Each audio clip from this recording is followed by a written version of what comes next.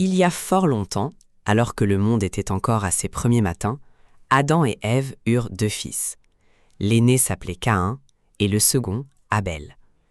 Caïn devint agriculteur. Il aimait la terre, les semences et la chaleur du soleil sur son visage. Il faisait pousser des tomates bien rouges, du blé doré et des melons sucrés. Abel, quant à lui, devint berger.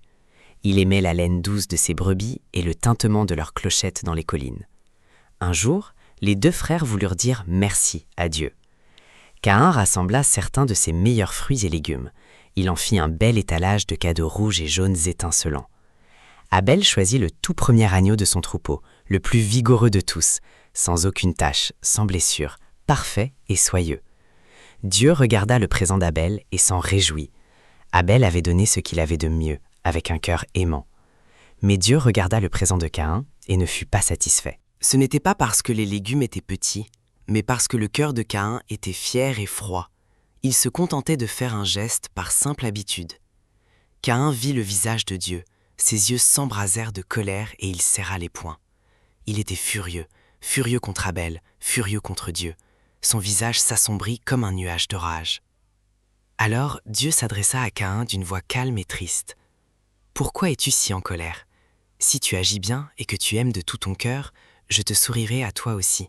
Mais si tu ne le fais pas, le péché est tapis à ta porte comme un animal sauvage. Il veut te dévorer. Mais c'est à toi de le dominer. Tu dois choisir le bien. » Mais Caïn n'écouta pas. Il appela Abel pour qu'ils sortent ensemble dans les champs. Et là, alors qu'ils étaient seuls, Caïn s'en prit à son frère et le tua. Plus tard, Dieu vint à sa rencontre et demanda à Caïn « Où est ton frère Abel ?»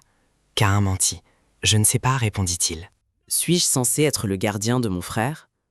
Mais Dieu, qui voit tout, lui dit « Qu'as-tu fait ? Écoute, le sang de ton frère crie vers moi depuis la terre.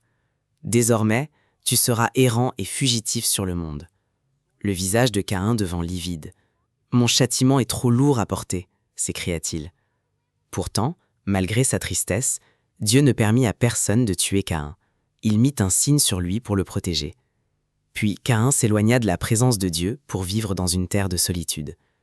C'est ainsi que s'achève la triste histoire de Caïn.